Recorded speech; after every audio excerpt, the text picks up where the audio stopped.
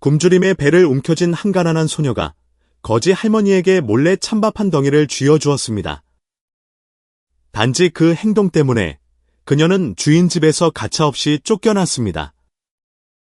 하지만 불과 8시간 후 마을에서 가장 호화로운 차가 그녀의 집 문 앞에 멈춰 섰고 그녀의 운명은 영원히 바뀌게 됩니다. 오늘 저희는 현실 속 동화처럼 기적 같은 실화를 여러분께 들려드리고자 합니다. 바로 송아라 씨의 이야기입니다. 가난한 가정부였던 그녀가 아무런 계산 없는 선행 하나로 기적을 만난 여정이죠. 만약 여러분도 착하게 살면 언젠가 복이 온다고 믿으신다면 댓글로 여러분의 감상을 공유해주세요. 그럼 시작하겠습니다. 구례 마을 변두리에 외로이 서 있는 허름한 집, 아궁이에서 타닥거리는 불꽃 소리가 창밖에 위닝거리는 바람 소리를 애써 억누르려는 듯했습니다. 아라의 누덕누덕 기운 옷자락이 그녀의 가쁜 숨소리에 맞춰 떨렸습니다. 그녀가 들에서 주워온 썩은 나뭇가지로 불을 지피려 무릎을 꿇었지만 불길은 힘없이 타올랐죠. 소단의 밥은 동사무소 배급품에서 남은 곰팡내 나는 쌀로 지은 것이었습니다. 그런데도 아라는 밥이 눌어붙지 않게 솥을 저으면서도 연신 땀을 닦아냈습니다. 날이 막 어둑해질 무렵 툇마루에는 그녀의 두 동생 민우와 진호가 무표정한 눈으로 서로에게 기댄 채 앉아 있었습니다.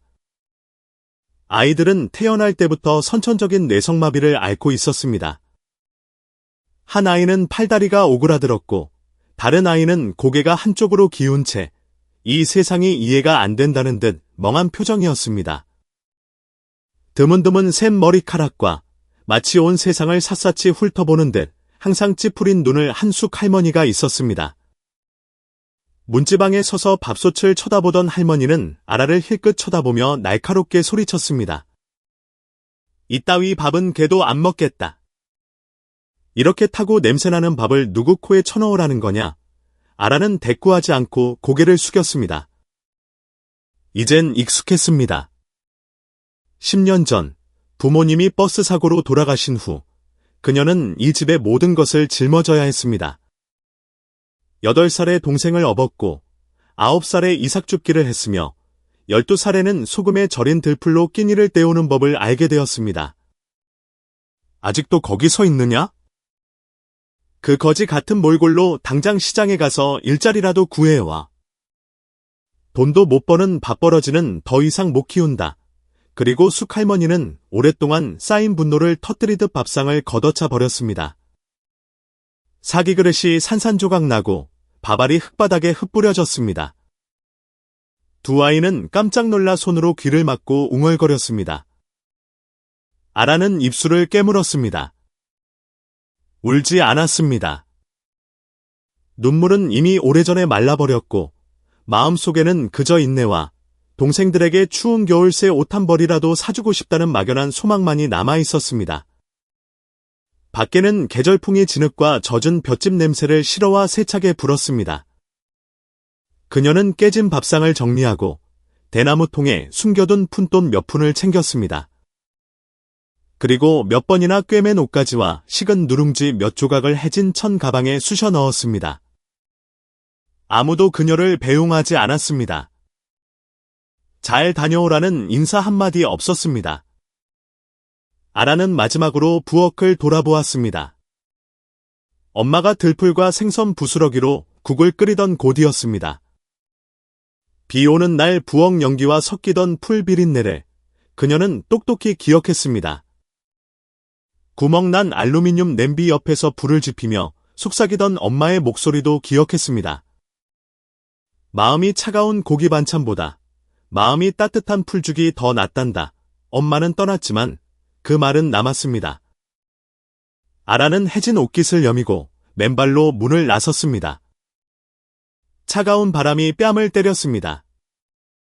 그녀는 고개를 숙인 채 국도로 이어지는 구불구불한 흙길을 향해 서둘러 발을 옮겼습니다.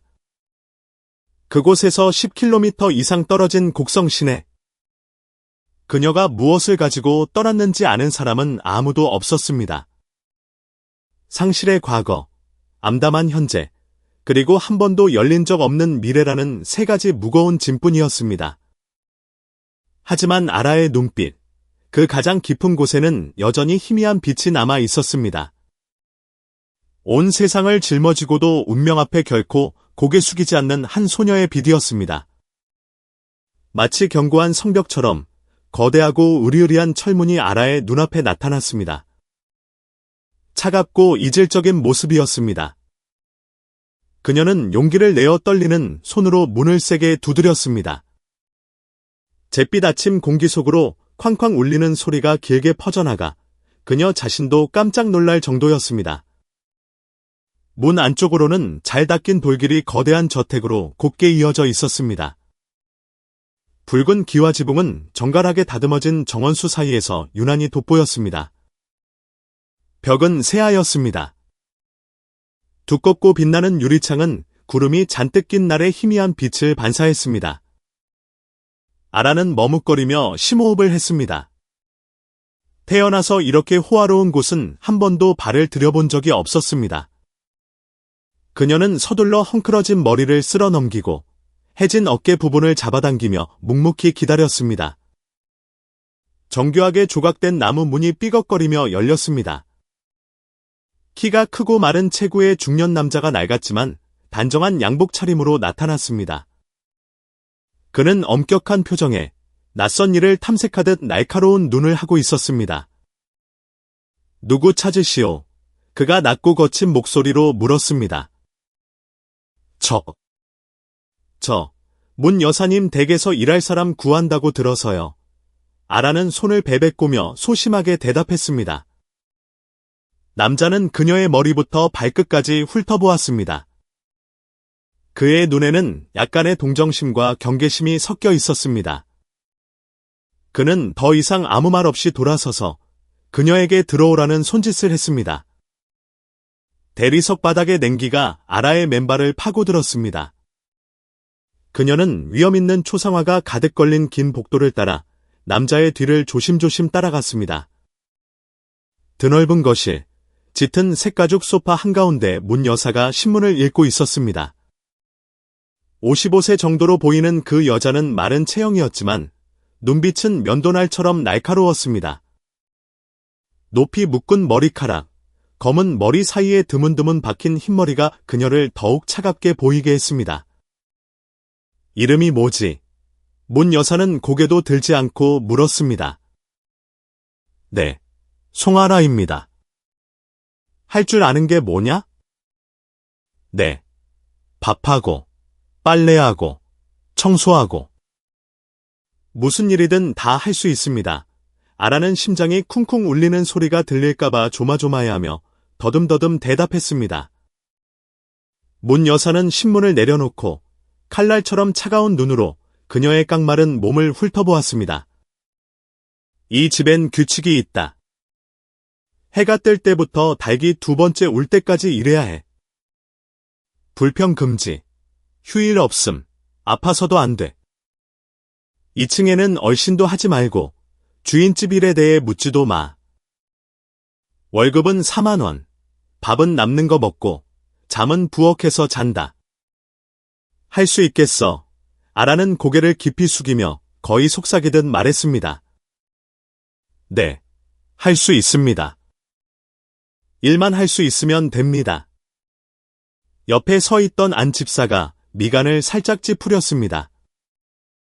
그는 무언가 말을 하려다 이내 입을 다물었습니다. 문 여사는 아라를 보며 곁눈질을 하더니 차가운 비웃음을 지었습니다. 좋아. 하지만 명심해. 이 집에서 남의 일에 끼어드는 여는 그 끝이 좋지 않을 거다. 아라는 고개를 세차게 끄덕였습니다. 그녀는 이제 자신의 삶이 돈과 암묵적인 규칙이 모든 것을 지배하는 다른 갈림길로 들어섰다는 것을 깨달았습니다. 안 집사는 그녀를 데리고 어두컴컴한 복도를 지나 뒤편으로 갔습니다. 부엌은 넓었지만 냉기가 돌았고 먼지 낀 작은 창문으로 희미한 빛이 새어 들어왔습니다. 벽 한구석에 낡고 해진 돗자리가 깔린 나무 판자가 놓여 있었습니다. 그곳이 그녀의 침대가 될 것이었습니다. 안 집사는 더러운 옷이 가득 담긴 쇠대야와 아궁이 위에 찌그러진 알루미늄 냄비를 가리키고는 말없이 떠났습니다. 아라는 아무 말 없이 주저앉아 작은 가방을 옆에 내려놓았습니다. 배가 찢어질 듯이 고팠습니다. 그녀는 주위를 둘러보다가 부엌 한쪽에 남아있는 작은 중 냄비를 발견했습니다.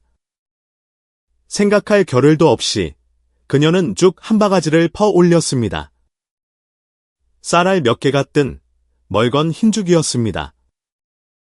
하지만 지금 아라에게는 이 죽이 세상에서 가장 맛있는 음식이었습니다.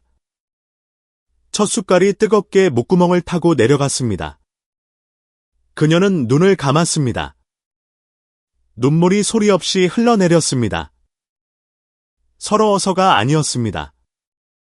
아직 살아갈 힘이 남아있다는 것을 알았기 때문입니다. 밤이 천천히 내려앉았습니다. 아라는 해진 돗자리 위에서 누더기 베개를 껴안고 웅크린 채 마당의 정원수 사이를 스치는 바람소리에 귀를 기울였습니다. 그녀의 마음속에는 막연한 불안감이 희미하게 피어올랐습니다. 이 낯설고 차가운 저택에서 앞으로의 날들은 과연 어떨까? 그날 정오, 햇살은 정원 뒤편의 대리석 바닥을 태워버릴 듯이 내리쬐었습니다. 숨이 턱턱 막히는 무더위 속 매엠거리는 매미 소리가 정적을 깨고 울려 퍼졌습니다. 마치 무언가 일어날 것을 예고하듯 애절하게 울렸습니다. 마당 구석에 늙은 은행나무가 잎사귀를 흩날렸습니다. 누렇게 바랜 잎들이 뜨거운 바람 속에서 빙글빙글 돌다가 마치 돼지의 한숨처럼 조용히 떨어졌습니다. 아라는 문 여사가 돼지에게 주라고 한 음식물 쓰레기통을 들고 힘겹게 걸어갔습니다. 담벼락을 따라 핀 목련 덤불을 지날 때였습니다. 짙은 꽃향기와 썩은 잡초 냄새가 뒤섞여 현기증이 났고 발걸음이 휘청거렸습니다. 누더기처럼 기운 등짝이 땀으로 흠뻑 젖어 피부에 달라붙었습니다. 뒷문 근처에 다다랐을 때 그녀의 시선은 이끼 낀 담벼락 아래 웅크리고 앉아있는 작은 형체에 우연히 머물렀습니다. 한 할머니였습니다. 옷은 남루했고 머리는 헝클어졌으며 얼굴은 마른 잎사귀처럼 쪼그라들어 있었습니다. 할머니는 배를 움켜쥔 채 눈을 감고 있었습니다. 온몸이 바람 앞에 나뭇잎처럼 떨고 있었습니다. 아라는 그 자리에 얼어붙었습니다. 아무도 말하지 않았지만 할머니에게서 풍겨나오는 극심한 가랑과 고통은 그녀의 심장을 꿰뚫는 무언의 구조 요청 같았습니다. 그녀는 주위를 둘러보았습니다. 아무도 없었습니다. 하인들은 모두 부엌에 있거나 집안 청소를 하고 있었습니다. 아라의 마음속에서 작은 갈등이 일어났습니다. 낯선 사람을 돕는 것은 문 여사의 엄격한 금지 사항이었습니다. 하지만 어떻게 이 광경을 외면할 수 있을까요? 아라는 입술을 깨물었습니다. 그리고는 마치 자신이 마음을 바꿀까 두려운 사람처럼 재빨리 음식물 쓰레기통에서 찬밥 한 덩이를 꺼내 할머니의 앙상한 손에 쥐어주었습니다. 할머니가 화들짝 눈을 떴습니다. 흐릿했던 눈동자가 놀라움으로 빛나더니 이내 눈물이 차올랐습니다. 할머니는 떨리는 손으로 밥을 받아들고 흐느꼈습니다. 고맙네. 고마워 아가씨. 하늘이 자네의 친절을 잊지 않을 걸세. 무덤가를 스치는 바람 소리처럼 갈라진 할머니의 목소리에 아라는 목이 메었습니다. 그녀는 눈물이 그렁그렁한 채 고개만 끄덕였습니다. 바로 그때였습니다. 창고 쪽에서 나오던 다른 하녀, 표씨가 그 광경을 목격했습니다. 그녀의 눈이 현행범을 잡았다는 듯 번뜩였습니다. 그녀는 아무 말 없이 재빨리 뒤돌아 집 안으로 달려갔습니다. 아라는 겁에 질렸습니다. 이 집에서 치명적인 금기를 어겼다는 것을 깨달았습니다. 10분도 채 되지 않아 문 여사가 화가 잔뜩 난 채 마당으로 걸어 나왔습니다. 햇빛에 반사된 그녀의 옷이 번쩍였습니다. 그녀의 얼굴은 분노로 일그러져 있었습니다. 너, 천둥 같은 고함 소리가 울려 퍼졌습니다. 누가 감히 우리 집밥을 저런 더러운 거지 새끼한테 주라고 했어. 아라는 그 자리에 무릎을 꿇고 더듬거렸습니다. 사모님. 그게 할머니가 너무 굶주리신 것 같아서요. 어차피 버릴 밥이었어요. 우리 집 버릴 밥도 저런 거지 새끼보단 고기에 문 여사가 눈을 부릅뜨고 그녀를 손가락질했습니다. 당장 꺼져. 우리 집 물 흐리는 더러운 것. 아라는 얼굴을 감싸고 흐느꼈습니다. 감히 고개를 들지 못하고 땅에 머리를 박았습니다. 주위에 서 있던 하인들은 차가운 눈으로 그녀를 바라보았고 몇몇은 심지어 비웃음을 흘렸습니다. 문 여사가 명령했습니다. 내년쯤은 당장 문 밖으로 내다버려.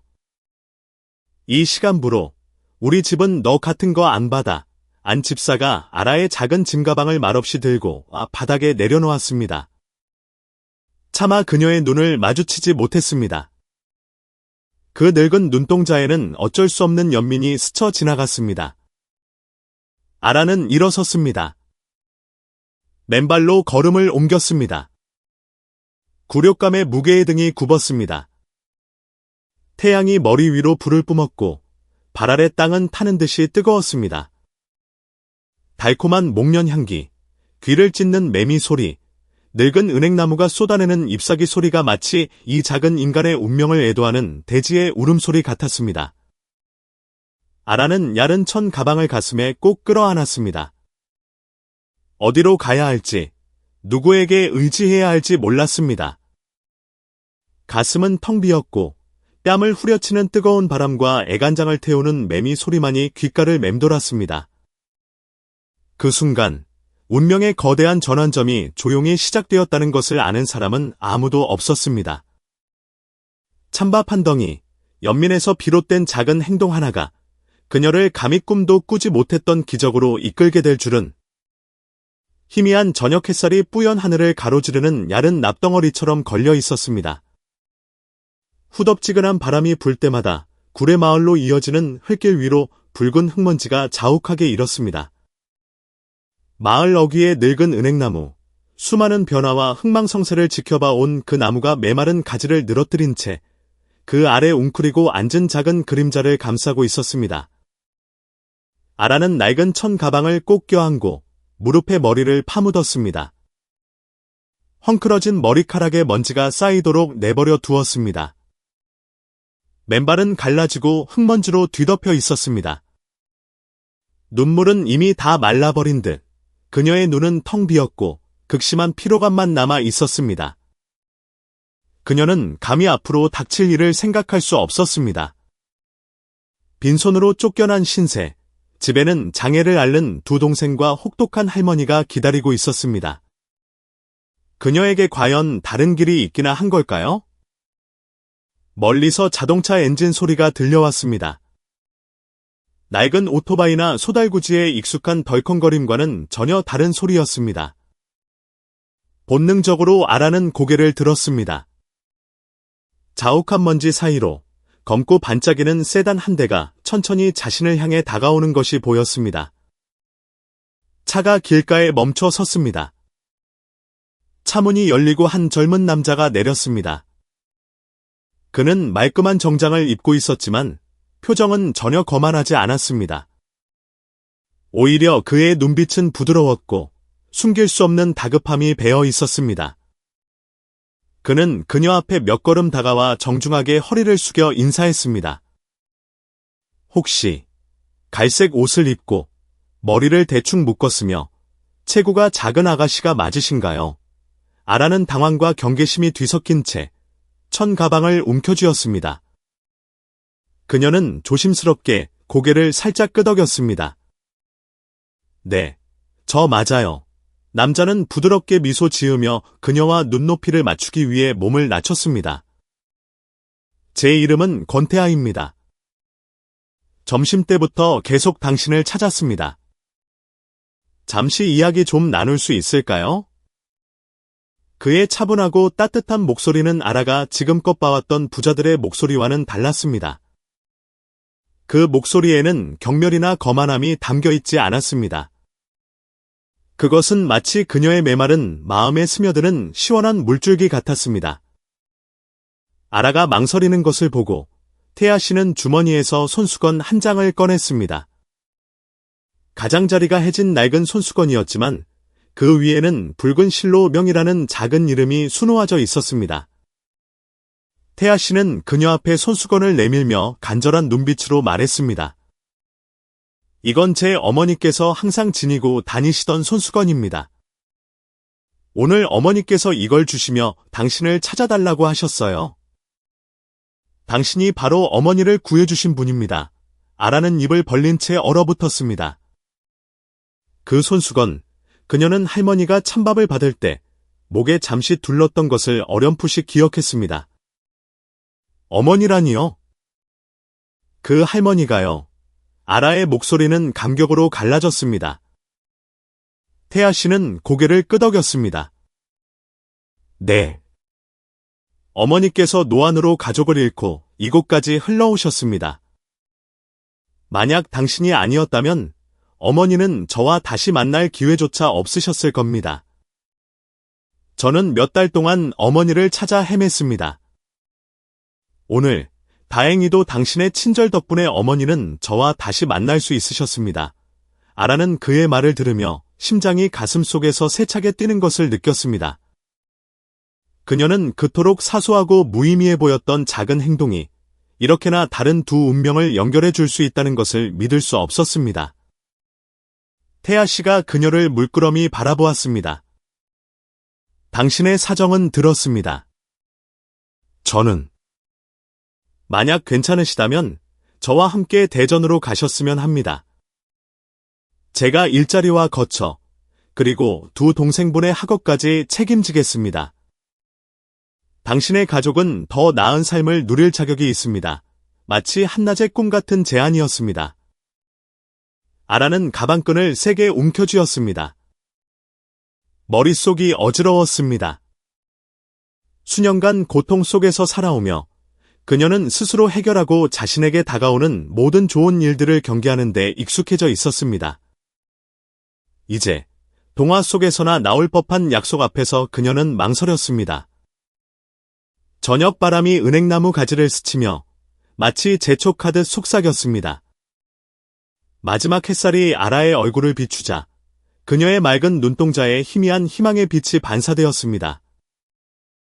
태아 씨가 그녀를 향해 손을 내밀었습니다. 강요하지 않겠습니다. 모든 결정은 당신에게 달려 있습니다. 하지만 선행은 절대 헛되지 않는다는 것을 믿어주세요. 아라는 그 넓은 손을 바라보았습니다. 자신과 가족의 운명을 바꿀 수도 있는 손이었습니다. 그녀는 다시 저 메마른 들판으로 이어지는 단 하나의 희망도 보이지 않는 붉은 흙길을 돌아보았습니다.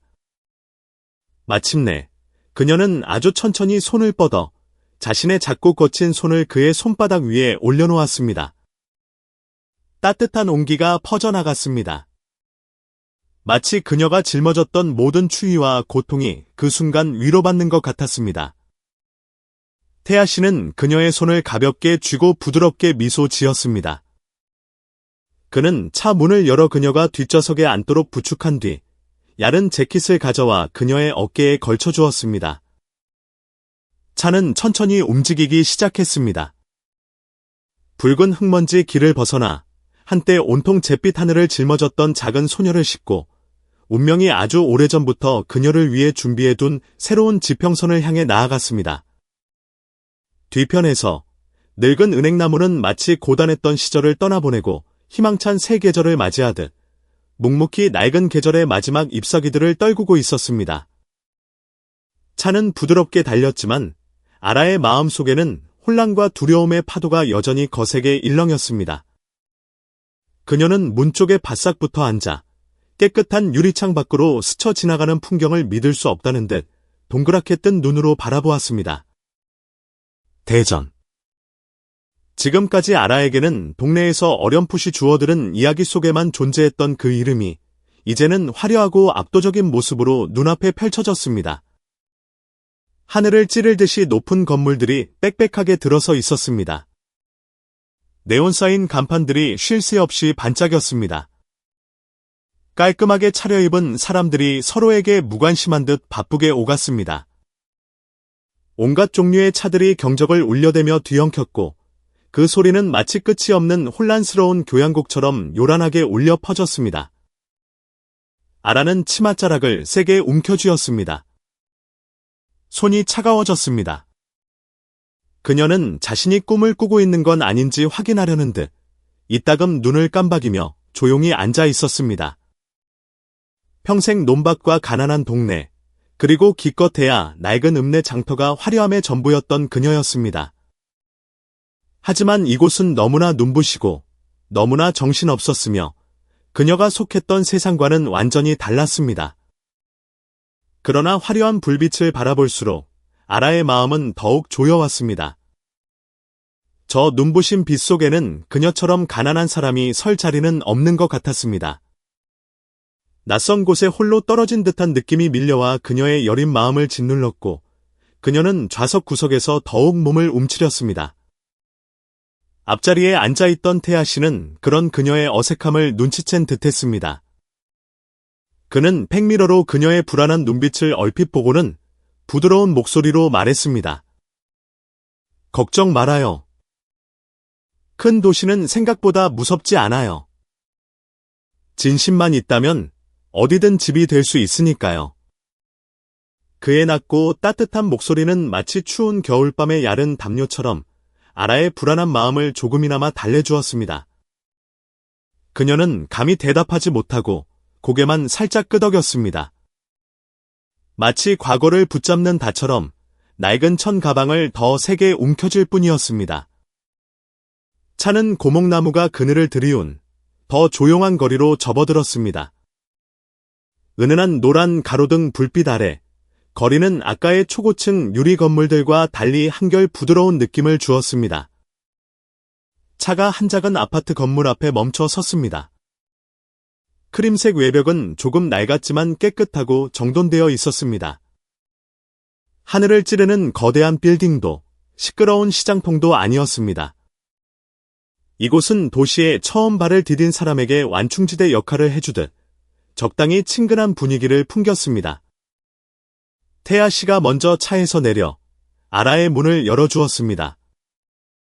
그는 별말 없이 그녀에게 따라오라는 손짓을 했습니다.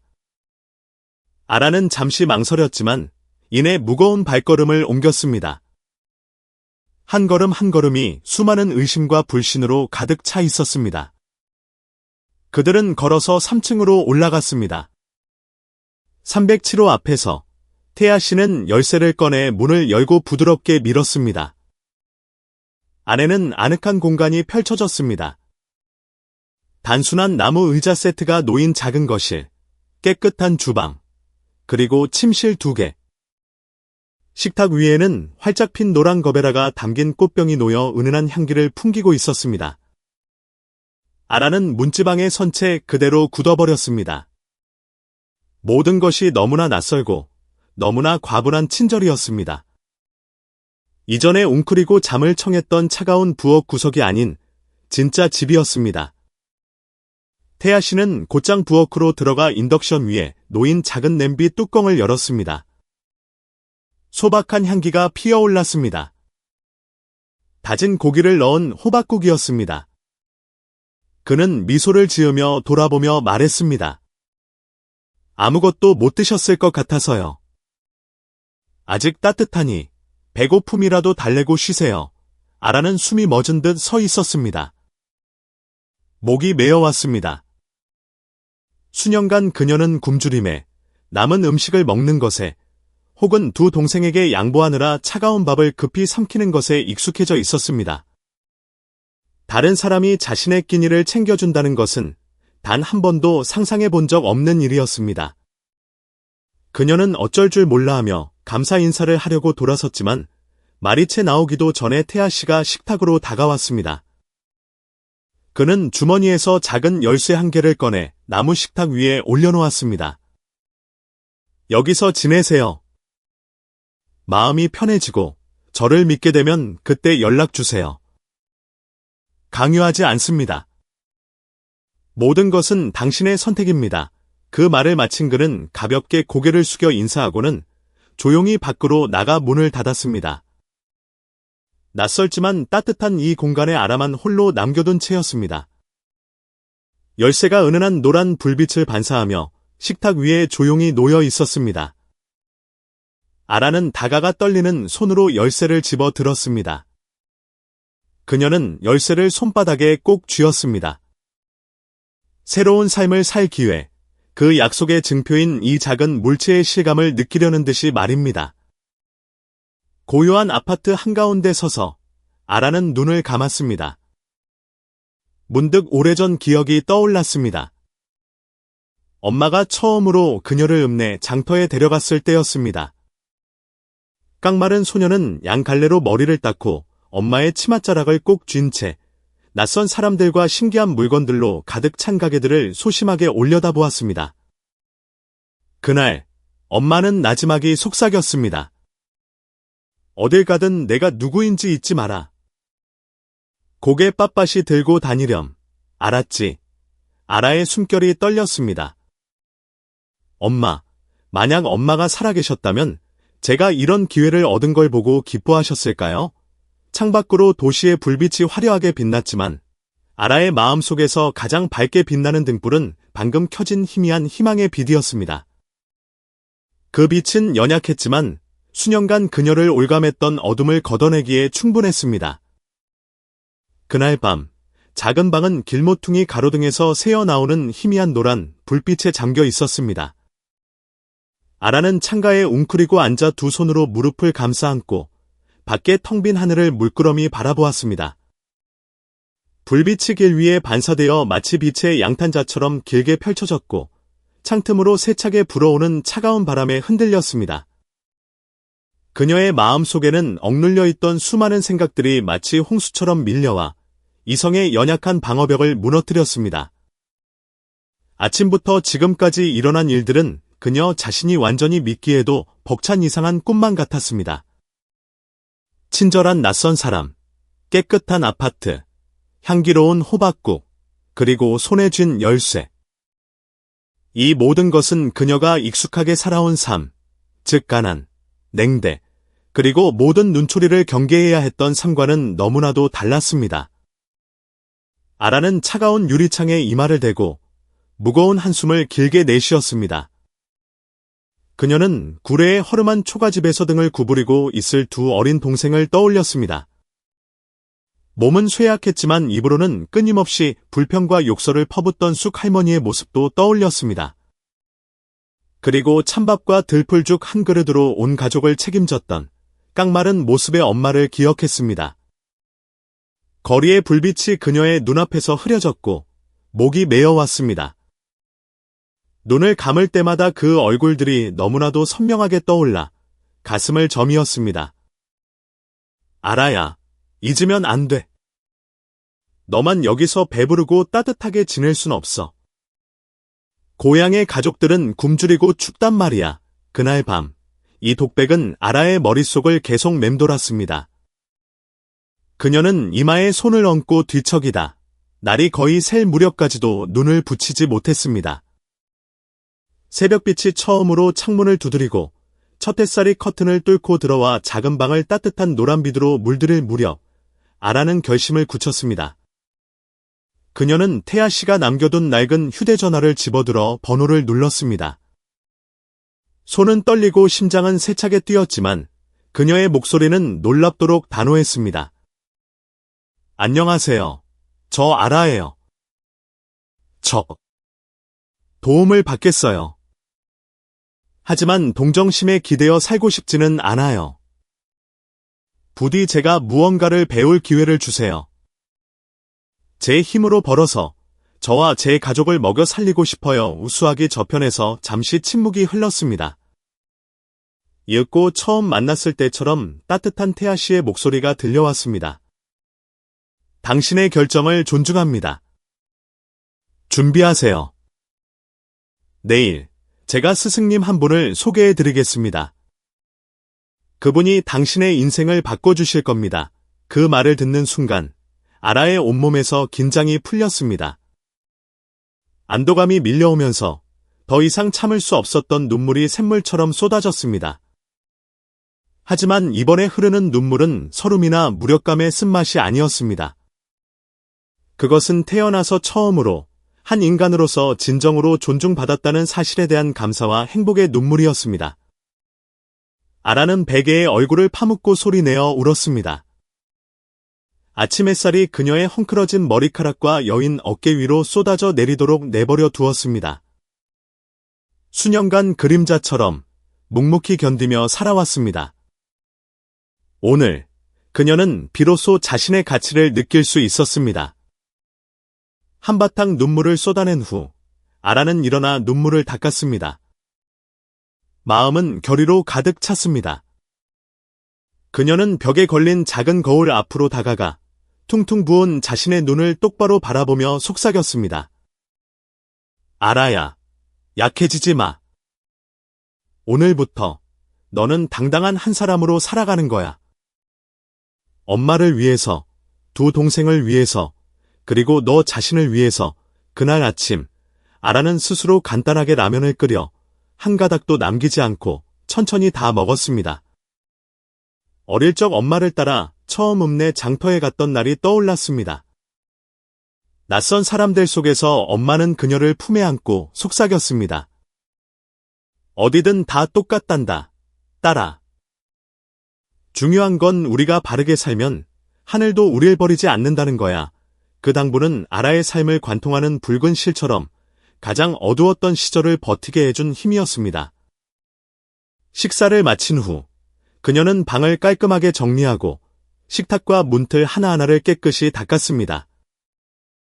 그녀는 다른 사람이 자신에게 준 믿음에 보답하기 위해 자신의 부지런한 두 손으로 이 새로운 여정을 시작하고 싶었습니다. 그날 정오, 태아 씨가 왔습니다. 그는 편안해 보이는 하얀 셔츠 차림이었습니다.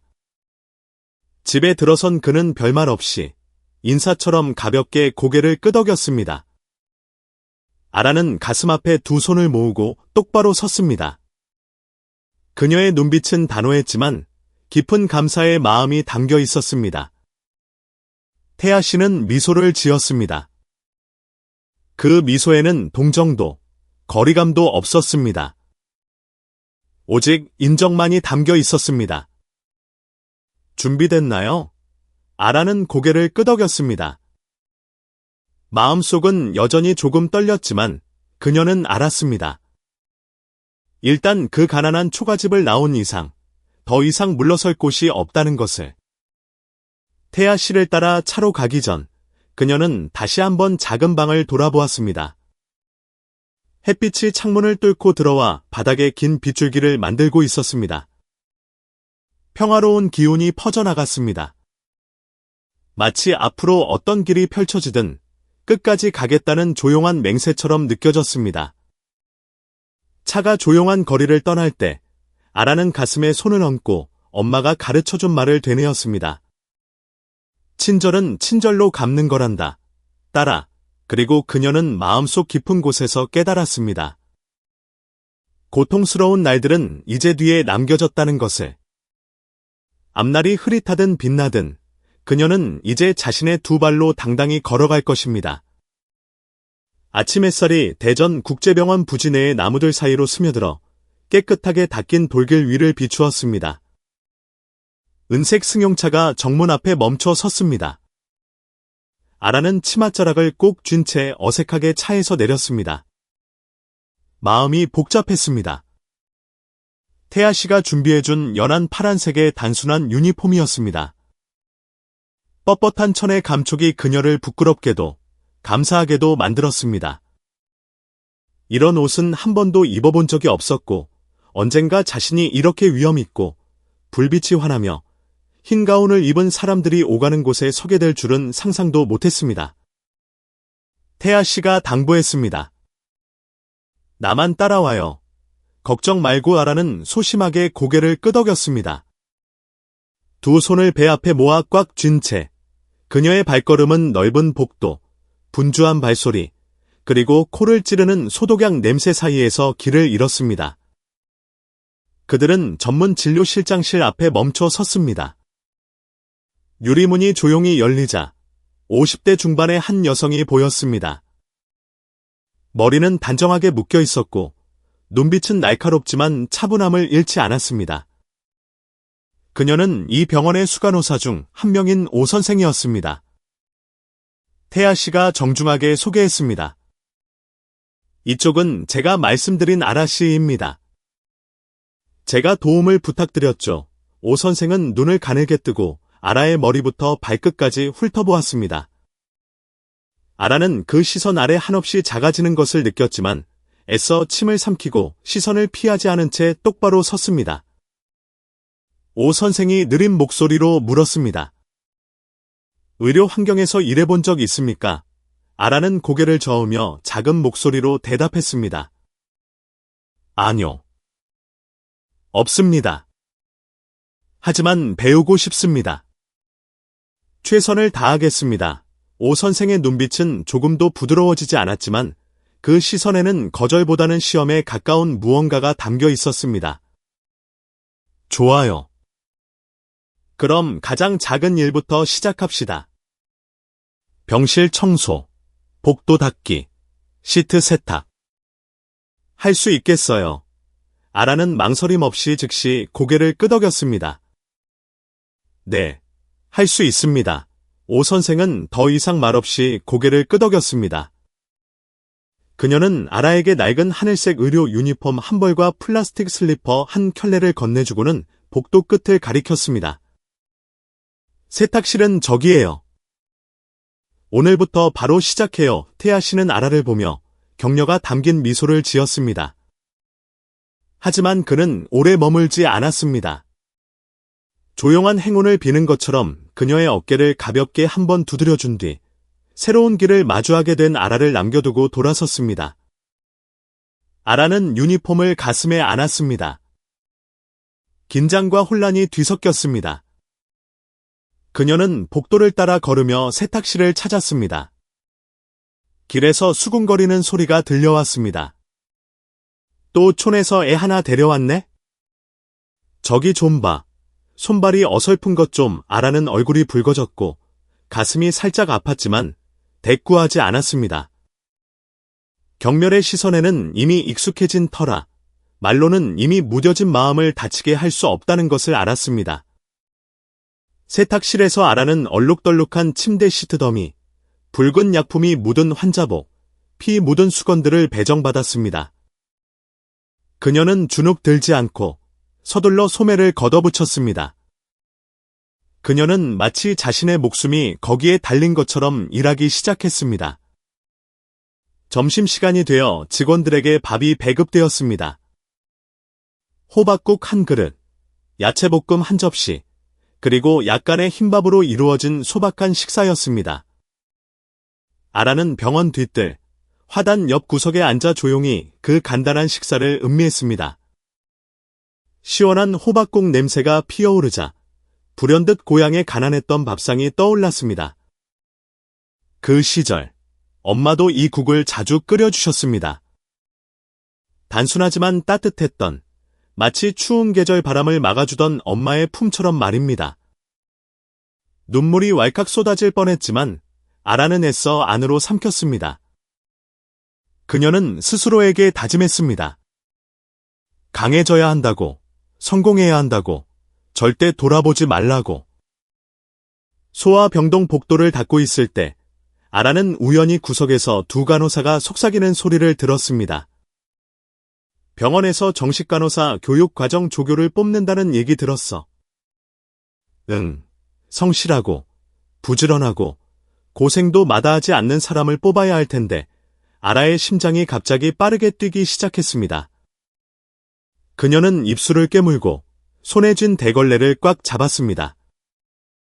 그녀의 마음속에 작지만 강렬한 불꽃이 피어올랐습니다. 어쩌면 이것이 바로 그녀가 찾던 기회일지도 모른다는 생각이 들었습니다.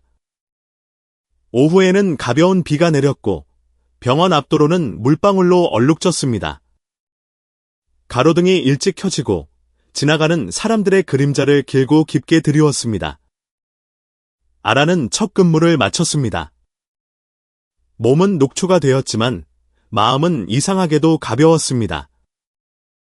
비록 작은 존재일지라도 그녀는 자신이 예전에 멀리서 꿈만 꾸던 세상에 첫 발을 내디뎠다는 것을 느꼈습니다. 그리고 그녀의 마음속에는 앞으로 얼마나 많은 어려움이 닥쳐도 결코 물러서지 않겠다는 결심이 날마다 불타올랐습니다. 왜냐하면 그녀는 이제 자신만을 위해 사는 것이 아니었기 때문입니다. 그녀는 고향에서 누나의 소식을 애타게 기다리고 있을 두 어린 동생을 위해 살고 있었습니다. 그녀는 돌아가신 억척스러웠던 어머니의 기억을 위해 살고 있었습니다.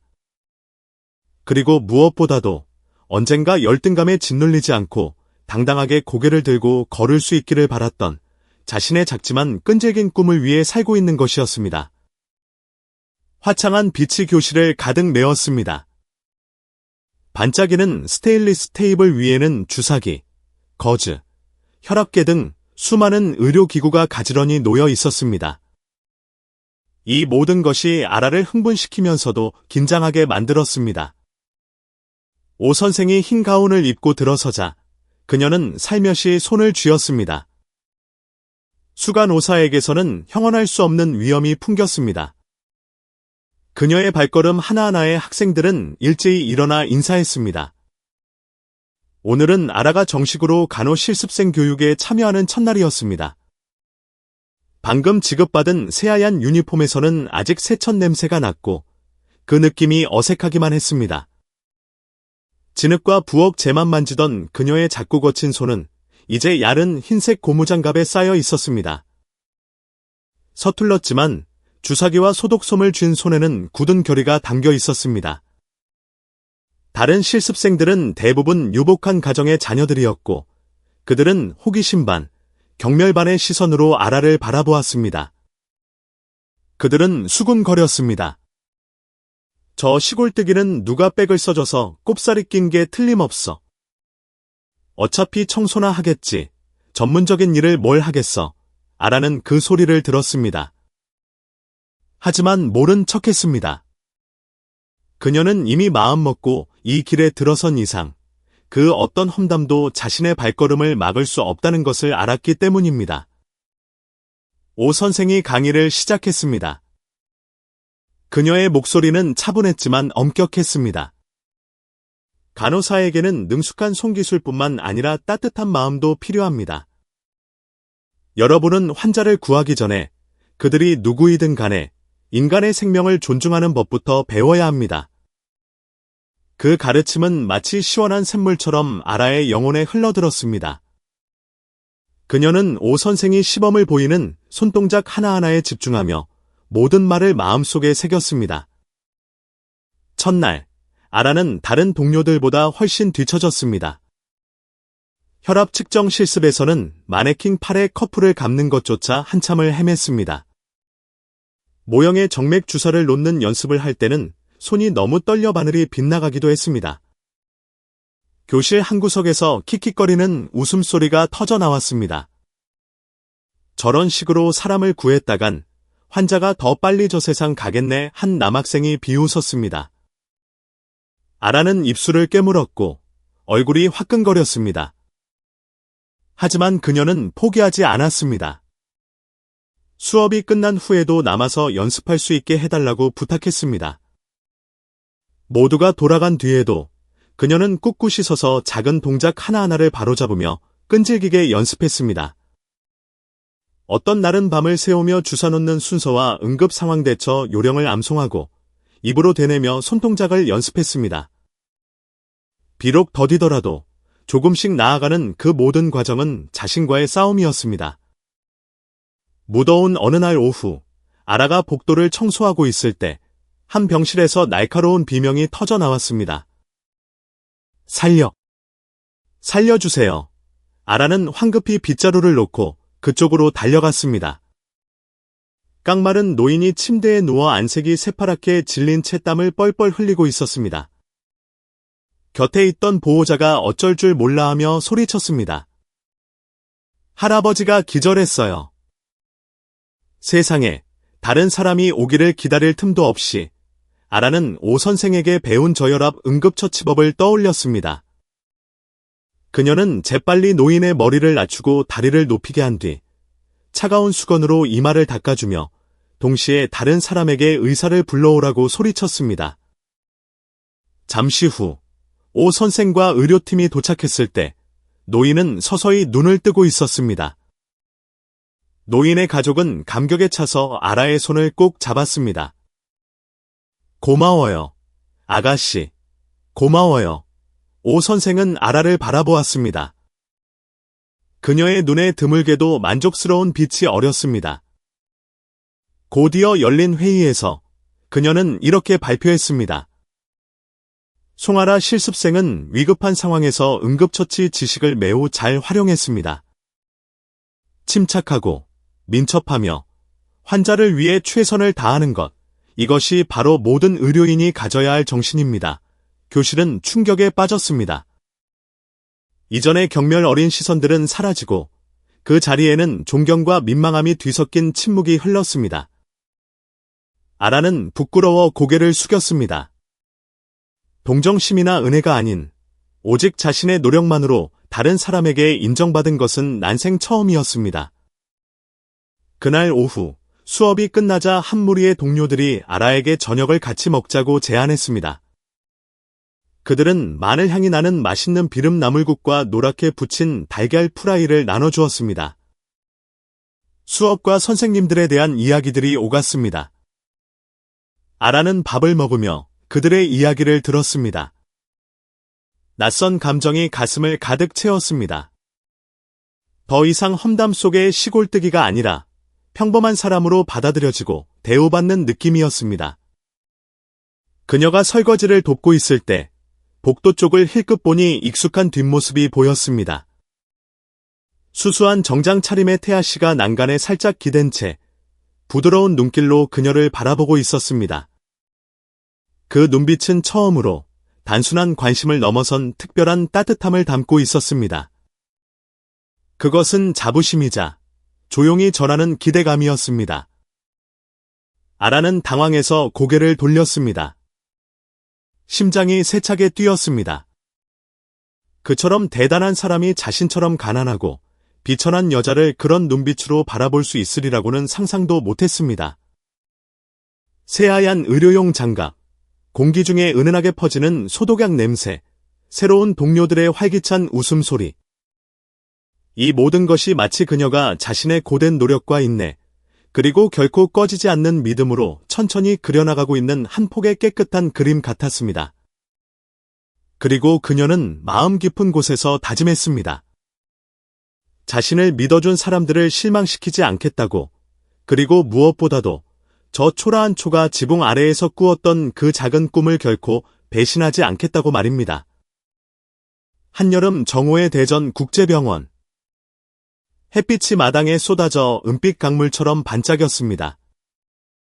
병원 구내식당은 밥과 국 냄새, 소독약 냄새, 그리고 삐걱거리며 돌아가는 천장 선풍기 소리와 뒤섞여 후텁지근했습니다.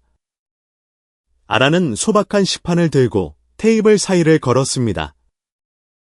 그녀는 호기심 어린 시선이나 분명 좋지 않을 걸 알기에 굳이 듣고 싶지 않은 수군거림을 피해 구석진 자리를 찾아 조용히 밥을 먹는 데 익숙했습니다. 옆 테이블에 앉은 몇몇이 목소리를 낮추지도 않고 속삭였습니다. 쟤야. 예전에 문 여산의 저택 앞에서 거지 할머니한테 밥 떠먹여 주던 애. 권태아 대표가 뒤를 봐준다고 하던데 연기력도 보통이 아닌가 봐. 착한 척하는 거지. 뭐. 별거 있겠어. 아라는 손에 쥔 젓가락을 세게 움켜쥐었습니다. 모든 말이 날카로운 가시가 되어 살을 파고드는 것 같았습니다. 하지만 그녀는 그저 차갑게 식은 밥을 먹기 위해 고개를 숙일 뿐이었습니다. 반박하지도 반응하지도 않았습니다. 그녀는 어릴 때부터 그런 경멸의 시선에 익숙해져 있었습니다. 부모님이 돌아가신 후부터, 할머니가 매일같이 욕설을 퍼부을 때부터, 학교 친구들이 누더기 옷을 입었다고 놀릴 때부터 말입니다. 이제 낯선 곳에서 화려한 조명과 새하얀 유니폼에 둘러싸여 있었지만 그녀는 여전히 아라였습니다. 바르게 살고 싶다는 꿈을 품은 깡마른 시골 소녀였습니다. 하지만 때때로 사람의 마음은 약해지기 마련입니다. 점심 식사 후 식판을 정리하고 나온 아라는 병원 마당으로 나갔습니다. 그녀는 단풍나무에 기대어 아득히 높은 하늘을 멍하니 올려다보았습니다. 나뭇잎은 다 지고 앙상한 가지만 남아 있었습니다. 어디선가 들국화 향기가 훅 끼쳐왔습니다. 맵고도 향긋한 그 냄새는 아득한 고향을 떠올리게 했습니다. 구례 마을에서도 매년 이맘때면 하얀 들국화가 만발했습니다. 그녀가 뇌성마비를 앓는 두 동생을 업고 의원을 찾아다니던 그 붉은 흙길에도 말입니다. 그 향기는 이제 사무치는 그리움을 불러일으켜 그녀의 눈시울을 붉혔다. 생각의 흐름을 끊는 목소리가 들려왔다. 아라씨. 오 박사님께서 사무실로 부르십니다. 아라는 애써 침착하려 스스로를 다독이며 작게 고개를 끄덕이고는 행정구역 쪽으로 재빨리 걸음을 옮겼다. 오 박사의 사무실은 5층, 조용한 복도 끝에 있었다. 방은 소박하게 꾸며져 있었다. 의학 서적이 가득 쌓인 책상 하나, 작은 화분 몇 개, 그리고 벽에는 황금빛 논밭이 그려진 시골 풍경화 한 점이 유일하게 걸려 있었다. 오 박사는 책상 뒤에 앉아 생각에 잠겨 있었고 돋보기 안경은 콧등까지 내려와 있었다. 그녀는 손으로 책상을 가볍게 두드리고 있었다. 아라를 본 박사는 앉으라는 손짓을 했고 그 눈빛에는 숨김없는 탐색이 담겨 있었다. 한참 후 그녀가 엄숙한 목소리로 입을 열었다. 병원에 떠도는 소문 들었어요. 알고 있어요. 아라는 잠시 망설이다가 작게 고개를 끄덕였다. 네. 들었습니다. 오 박사는 끄덕이며 팔짱을 꼈다. 그래서 어떻게 생각해요? 아라는 두 손을 굳게 맞잡았다. 목소리는 작았지만 단호했다. 저는 제 양심에 부끄럽지 않게 행동하면 다른 사람들이 뭐라고 하든 중요하지 않다고 생각합니다. 잠시 침묵이 흘렀다. 그러다 갑자기 오 박사의 눈빛이 부드러워졌다. 그녀는 천천히 고개를 끄덕였다. 좋아요.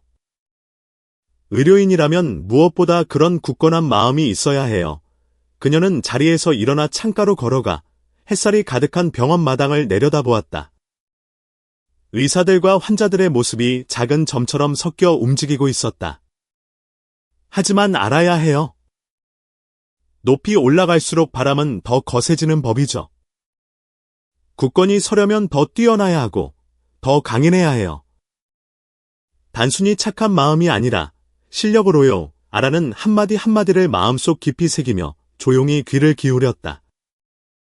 곧 병원에서 국제협력 프로그램을 위한 정식 의료보조원 선발 시험이 있을 거예요. 오 박사가 돌아서서 그녀의 눈을 똑바로 쳐다봤다. 이건 기회인 동시에 큰 시련이기도 해요. 아라씨, 도전해 볼 건가요? 그녀는 순간 말이 막혔다. 심장이 봄 축제 때마다 울리던 마을의 북소리처럼 요동쳤다. 지난 몇 년간 그녀는 그저 배불리 먹을 밥, 남동생의 약, 비가 새지 않는 지붕 같은 아주 작은 꿈만 꿔왔다. 그런데 지금 그녀 앞에는 그보다 훨씬 더 큰 세상으로 통하는 문이 열려 있었다. 물동이를 나르던 어린 소녀는 감히 만져볼 생각조차 못했던 그런 문이었다. 아라는 잠긴 목소리를 가다듬고 단호하게 대답했다. 네, 하겠습니다. 오 박사의 입가에 희미한 미소가 스쳤다. 진정으로 용기 있는 자만이 볼 수 있는 드문 미소였다. 좋아요. 준비해요. 이 시험을 통과하려면 용기 그 이상이 필요할 테니까. 그날 오후, 퇴근 시간이 되자 아라는 병원 정문을 향해 천천히 걸었다. 하늘은 잿빛으로 물들고 있었다.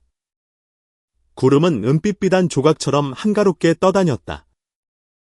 바람을 타고 온 들국화 향기가 머리카락 사이, 유니폼 옷감 사이로 짙게 스며들었다. 그녀는 정문 근처의 작은 화단 옆에 멈춰서서 바람에 살며시 흔들리는 하얀 들국화를 바라보았다. 마음은 무거우면서도 동시에 환하게 빛났다. 앞으로의 여정이 쉽지는 않겠지만 그녀는 믿었다. 그저 자신의 마음을 굳건히 지키고 흔들림 없는 걸음으로 나아간다면 불가능한 것은 없다고. 작고 마른 아라의 모습이 바삐 움직이는 사람들 속으로 섞여 들어갔다. 하지만 그 검은 눈동자 속에는 끈질기게 타오르는 불꽃이 있었다. 그것은 선량함, 의지, 그리고 결코 꺼지지 않는 꿈의 불꽃이었다. 다른 연수생들이 모두 집으로 돌아가거나 삼삼오오 밥을 먹으러 거리로 나설 때 그녀는 또다시 그 자리에 앉아 있었다. 복도 밖에서는 활기찬 발소리와 웃음소리가 섞여 들려왔다. 어머, 쟤 아직도 책에 코 박고 있네. 저렇게 공부해봤자 결국 화장실 청소나 할 텐데. 뭐 하러 저렇게까지 해. 아라는 모든 말을 똑똑히 들었지만 그저 고개 숙여 낡은 노트에 필기를 이어갔다. 펜촉은 닳아있었고 종이는 땀으로 축축했지만 그녀의 마음은 고향의 은행나무가 거센 비바람 속에서도 뿌리를 내리고 있듯 굳건했다. 모두가 덧없는 이야기에 열중하는 동안 아라는 혈압 측정, 상처 소독, 진료 기록 읽기 같은 지식과 기본적인 기술 하나하나를 묵묵히 쌓아갔다. 그녀는 이것들이 자신과 가족을 지긋지긋한 가난의 굴레에서 벗어나게 해줄 다리가 될 것이라고 다짐했다. 그날 밤도 여느 때처럼 아라는 두꺼운 자료 뭉치 옆에 등을 구부리고 앉아 있었고 벽시계는 밤 11시를 가리키고 있었다. 눈꺼풀은 천근만근 무거웠고 피로로 머릿속이 어지러웠으며 눈앞의 글자들은 짙은 어둠 속으로 녹아들듯 흐릿해졌다. 결국 작은 몸은 더 이상 버티지 못하고 아라는 책상 위로 쓰러졌다. 숨소리는 안개처럼 가벼웠다. 희미한 꿈속에서 그녀는 저녁 노을이 붉게 물든 구례의 흙길로 돌아갔다. 눈앞에는 그녀의 어머니가 서 있었다. 자애로운 얼굴의 마른 여자, 지친 미소 속에서도 봄 햇살처럼 따뜻한 눈빛을 가진 사람이었다. 어머니는 팔을 벌려 그녀를 안아주었고 거친 손은 어릴 적처럼 다정하게 그녀의 머리를 쓰다듬었다. 딸아, 포기하지 마. 누구도 내 꿈을 빼앗아 가게 두지 마. 아라는 꿈속에서 울음을 터뜨렸다. 그녀는 그 익숙한 온기를 영원히 붙잡고 싶은 듯 어머니에게 매달렸다. 화들짝 놀라 잠에서 깼을 때는 이미 동이 트기 직전이었고 텅 빈 도서관에는 작은 창틈으로 스며드는 바람 소리만 스산하게 들렸다. 아라는 눈을 비비고 허리를 곧게 편 뒤 조용히 책을 챙겼다. 어제 책 밑에 몰래 숨겨두었던 컵라면이 책상 위에 그대로 있었다. 그녀는 도서관의 작은 전기 포트로 뜨거운 물을 부어 급하게 라면을 익혔다. 그리고는 퉁퉁 부른 면발을 유난히 소중하다는 듯 한 입 한 입 먹었다. 이런 상황에서 일하면 한 그릇은 배를 채워주기 때문이 아니라 희망으로 가득 차 있었기에 성찬과도 같았다. 가치 있는 삶을 살고 싶다는 희망. 얼마 지나지 않아 병원 직원 한 명이 그녀에게 공식 통지서를 건넸다. 의료보조원 선발 시험이 3일 후에 열린다는 내용이었다. 종이를 바라보는 아라의 심장이 쿵쾅거렸다. 그동안의 모든 노력, 지새운 수많은 밤, 꾹꾹 눌러 참아왔던 눈물. 그 모든 것이 며칠 안에 시험대에 오를 것이었다. 그녀는 숨을 깊게 들이마시고 통지서를 조심스럽게 접어 주머니에 넣었다. 그녀의 눈은 어두운 밤하늘에 작지만 끈질기게 빛나는 별들처럼 결의에 차 반짝였다. 도서관을 나설 때 날은 완전히 밝아 있었다. 아침 햇살이 병원 나무들 사이를 뚫고 들어와 낡은 벽을 노랗게 물들였다. 아라는 고개를 들었다. 땀과 눈물, 심지어 마음의 입은 보이지 않는 상처를 대가로 치르더라도 반드시 앞으로 나아가겠다고 다짐했다. 저 멀리 복도 끝에 태아의 모습이 스쳐 지나갔다. 그는 말없이 든든한 버팀목처럼 그저 조용히 서 있었다. 그는 마치 이 가난한 시골 소녀의 작지만 강인한 발걸음 하나하나를 항상 지켜보고 있었던 것 같았다. 아무리 거센 바람이 불어도 그녀 마음속 등불은 절대 꺼지지 않을 것이라고 믿으면서. 그날 아침, 도시의 하늘은 유난히 짙푸른 색을 띠고 있었다. 아침 햇살이 쏟아져 내리며 대전국제병원 입구 옆에 우거진 가로수들을 노랗게 물들였다. 아라는 방금 지급받은 새하얀 유니폼을 매만지며 떨고 있었다. 가슴에 달린 임시 명찰이 그녀의 가쁜 순결을 따라 가볍게 떨렸다. 송아라, 실습 응시자.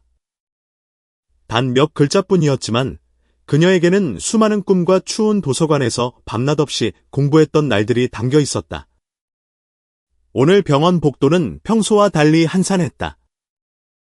응시자들은 실제처럼 설계된 응급상황 시뮬레이션실로 차례로 불려 들어갔다. 차가운 백색 조명, 병상, 수액, 생체 신호 측정기. 모든 것이 사람을 긴장하게 만들었다. 아라는 심호흡을 하고 무거운 문을 밀고 들어갔다. 방 안에는 3명의 면접관이 등을 곧게 펴고 앉아 있었고 그들의 얼굴은 얼음장처럼 차가웠으며 눈빛은 응시자의 작은 몸짓 하나하나를 꿰뚫어 보는 듯했다. 아무도 웃지 않았고 격려의 말 한마디 없었으며 오직 사각거리는 필기 소리와 종이 넘기는 소리만 들렸다. 시작하세요. 한 면접관이 차갑게 신호했다. 첫 번째 시험, 출혈 상처 응급처치. 아라는 마네킹 환자 침대로 다가갔다. 장갑을 낀 손은 능숙했지만 여전히 미세하게 떨렸다. 그녀는 절차에 따라 정확하게 소독하고 붕대를 감고 상처를 고정했다. 심장은 세차게 뛰었지만 손은 한 단계 한 단계 흔들림이 없었다. 두 번째 시험, 정맥 주사 준비. 아라는 도구함에서 수액을 꺼내 침대 쪽으로 걸어갔다. 그녀가 조작하는 동안 작은 사고가 발생했다. 목걸이가 실수로 책상 모서리에 걸린 것이다. 수액병이 흔들거리며 떨어질 듯 위태로워졌다. 방 안의 모든 사람들이 숨을 죽였다. 바로 그 순간 청소를 하고 환자들을 돌보던 날들의 경험이 그녀를 구했다. 아라는 재빨리 목걸이를 붙잡아 수액병을 안정시켰고 단 한 방울의 물도 밖으로 튀지 않았다. 한 면접관이 거의 알아차릴 수 없을 정도로 아주 작게 고개를 끄덕였다. 마지막 시험, 환자 혈압 저하 응급 상황 대처. 아라는 재빠르게 움직였다. 생체 신호를 확인하고 지원을 요청하고 신속하게 수액을 투여하고 마네킹 환자의 체온을 유지했다. 등 뒤로 식은땀이 흘렀고 손은 차가웠지만 모든 동작은 정확한 순서대로 이루어졌다. 종료를 알리는 벨이 울리자 아라는 손을 놓고 똑바로 섰다. 너무 지쳐 다리가 풀릴 지경이었다. 그녀는 면접관들에게 고개 숙여 인사하고 텅 빈 마음으로 조용히 시험장을 나왔다. 복도 밖, 눈부신 햇살이 반짝이는 바닥으로 쏟아지고 있었다. 아라는 근처의 돌 의자를 찾아 그 위에 털썩 주저앉았다. 그녀는 두 손에 얼굴을 파묻었고 참았던 눈물이 쏟아져 나왔다. 하지만 이번에는 슬픔이나 두려움 때문에 우는 것이 아니었다. 할 수 있는 모든 것을 다해 싸웠다는 것을 알기에 흘리는 눈물이었다. 더 이상 후회는 없었다. 조용한 발걸음 소리가 들려왔다. 아라가 고개를 들었다. 맞은편 복도에 오 박사가 서 있었다. 그동안 자신에게 차갑고 엄격하기만 했던 그 여자가 지금 아주 희미하게 미소 짓고 있었다. 그 느린 끄덕임은 말이 없었지만 의미심장한 인정의 표시였다. 칭찬도, 박수도 필요 없었다. 그 눈빛 하나만으로도 아라는 자신이 올바른 길을 가고 있음을 알기에 충분했다. 그날 저녁, 병원을 나서며 아라는 길가의 작은 식당에 들렀다. 그녀는 얇게 썬 생강 몇 조각과 파릇파릇한 쪽파 조금만 들어간 간단한 흰죽 한 그릇을 시켰다. 김이 모락모락 나는 뜨끈한 죽의 소박한 향기가 그녀의 마음을 부드럽게 어루만졌다. 그녀는 숟가락으로 죽을 떠서 가볍게 불어 천천히 입으로 가져갔다. 이렇게 맛있는 식사는 처음이었다. 맛 때문도, 배가 불러서도 아니었다. 그죽 한 숟가락에 희망의 바다가 넘실대고 있었기 때문이었다. 힘겨운 날들도 그녀를 쓰러뜨리지 못했고, 험담도 그녀를 좌절시키지 못했다. 그리고 지금, 미래는 여전히 불투명했지만, 그녀는 믿음과 선량함으로 한 걸음 한 걸음 계속 나아갈 것이었다. 저녁 노을이 서서히 내려앉으며 작은 거리를 부드러운 빛으로 물들였다. 그 황혼 속에서 낡은 배낭을 메고 흰 유니폼을 입은 한 작은 소녀가 느리지만 굳건하게 발걸음을 내딛고 있었다. 마치 자신의 인생에서 더 빛나는 새 장을 향해 걸어가듯이. 해질녘, 병원 복도로 마지막 햇살이 비껴들던 조용한 오후. 아라의 주머니 속 낡은 전화기가 희미하게 진동했다. 그녀가 꺼내자 깜빡이는 화면에 단 4글자의 메시지가 떴다. 축하해요. 아라 씨. 심장이 쿵쾅거렸다. 떨리는 손으로 자신의 눈을 믿을 수 없었다. 바닥을 닦고 시트를 갈고 비웃음을 참아내던 그 기나긴 날들. 책에 머리를 파묻고 지새우던 수많은 밤. 그 모든 것이 그 짧은 순간에 한꺼번에 밀려왔다. 아라는 병원 로비 앞으로 천천히 걸어 나갔다. 황혼 아래 낡은 돌 의자들이 조용히 놓여 있었다. 합격 통지서가 든 서류 봉투를 손에 꼭 쥐었다. 한평생의 무게만큼이나 무겁게 느껴지는 야른 종이였다. 더 이상 참을 수 없었다. 그녀는 울음을 터뜨렸다. 앙상한 뺨을 타고 짠 눈물이 흘러내렸다. 하지만 이번에는 고통이나 무력감의 눈물이 아니었다. 벅찬 행복이 터져 나오는 눈물이었다. 오랜 침묵의 시간 끝에 마침내 믿음이 보답받은 것이다. 그때 낡은 타일 바닥 위로 가벼운 구두 소리가 들려왔다. 아라가 고개를 들었다. 태아가 서 있었다. 단정한 흰색 셔츠 차림에 두 손을 주머니에 넣은 채 그의 침착한 눈빛은 이상하게도 환하게 빛나고 있었다. 그는 아무 말 없이 그저 조용히 그녀를 바라보았다. 그 시선에는 마치 오빠처럼, 친구처럼 그동안 그녀의 고된 여정의 발걸음 하나하나를 지켜봐 온 사람으로서의 깊은 자부심이 담겨 있었다. 아라는 서둘러 눈물을 닦고 서류 봉투를 꼭 껴안으며 어색하게 웃었다.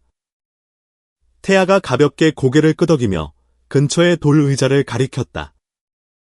두 사람은 나란히 앉았다. 부드러운 바람이 불어왔다. 근처 공원에서 날아온 들국화 향기가 병원 특유의 익숙한 소독약 냄새와 뒤섞여 따뜻하면서도 깨끗한 묘한 기분을 느끼게 했다. 아라는 그에게 어릴 적 꿈에 대해 이야기했다. 목소리는 감정에 매여 있었다. 어릴 적 어머니를 모시고 보건소에 갈 때마다 하얀 가운을 입고 다정한 간호사들처럼 사람들을 구하고 싶었다고. 하지만 제게 기회가 있을 거라고는 한 번도 생각 못했어요. 아라가 슬픈 미소를 지었다. 그녀의 눈은 경건함으로 빛났다.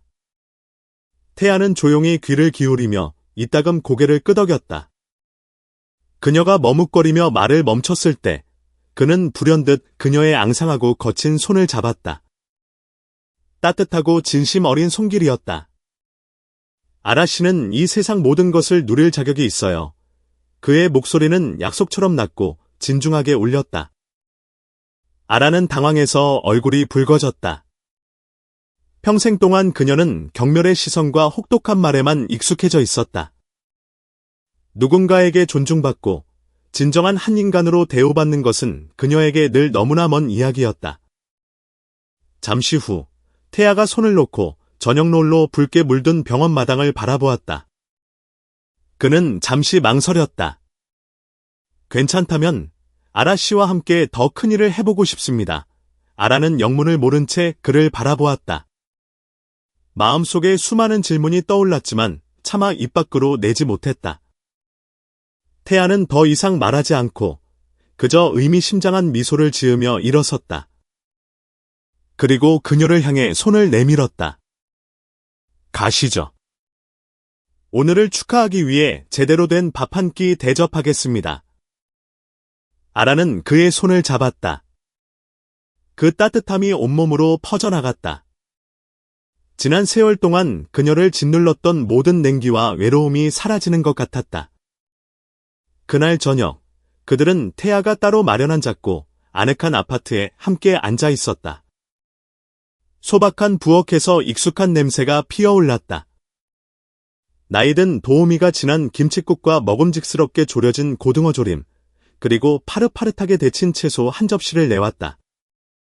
아라는 밥상 앞에서 말없이 앉아 있었다. 단란한 가족 식사. 이런 광경은 그녀의 기억 속에서 너무나 멀어져 버린 것이었다.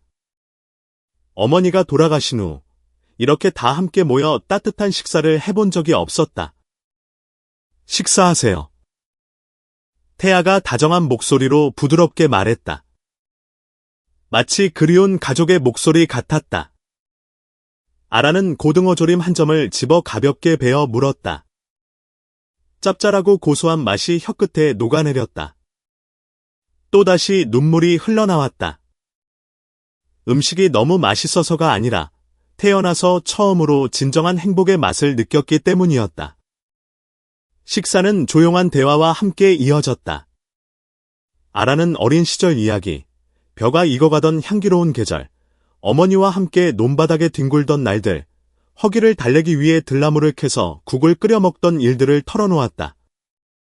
태아는 한마디도 끼어들지 않고 진지하게 귀를 기울였다. 식사가 끝나고 두 사람은 작은 식탁에 앉아 따뜻한 차를 마셨다. 밖에는 도시의 불빛이 켜지기 시작했고 반짝이는 불빛이 끝없이 펼쳐져 있었다. 아라는 창밖을 내다보며 가슴속 깊이 차오르는 감사함을 느꼈다. 그녀는 고통의 밑바닥에서부터 걸어와 수많은 역경을 헤쳐나왔다. 그리고 이제 진흙 속에서 꽃이 피었을 때 그녀는 깨달았다. 무의미한 고통은 없으며 헛되이 버려지는 선의도 없다는 것을. 믿음과 인내, 그리고 순수한 마음으로 그녀는 마침내 빛으로 향하는 길을 찾았다. 그리고 그 빛 속에는 그동안 묵묵히 그녀를 기다려준 한 사람의 모습이 있었다. 늦은 오후, 강가에서 불어오는 바람이 부드러웠다. 붉게 물든 늦가을 단풍잎들이 병원 뒤편 인적 드문 작은 뜰에 흩날렸다. 그곳에는 세월의 흔적이 얼룩진 낡은 돌의자 몇 개만 남아 있었다. 아라는 막 근무를 마친 참이었다. 긴 야간 근무로 하얀 간호사복은 빛이 발해 있었다. 그녀는 돌 의자에 멍하니 앉아 옷자락을 만지작거렸다. 마음은 고요했다. 그녀의 삶은 저 연약한 단풍잎들 같았다. 바람과 먼지 속에서 짓밟혔지만 왠지 모르게 그 혹독함 속에서도 찬란하게 빛났다. 그녀는 오늘을 얻었다. 새로운 보금자리, 번듯한 직업, 남들이 우러러보는 지위까지. 하지만 마음 깊은 곳에서 아라는 여전히 말로 표현할 수 없는 무언가가 빠져 있음을 느꼈다. 뒤에서 들려오는 침착한 발소리가 그녀를 현실로 불러들였다. 그녀가 돌아보았다. 태아가 서 있었다. 여전히 단정한 셔츠 차림에 익숙하고 따뜻한 얼굴이었다. 그의 손에는 짙은 붉은색, 발밑에 흩어진 단풍잎과 같은 색의 리본으로 묶인 작은 나무 상자가 들려 있었다. 그는 말없이 다가와 그녀 앞에서 한쪽 무릎을 꿇었다. 아라는 숨이 멎는 듯 깜짝 놀랐다. 그가 상자 뚜껑을 열었다.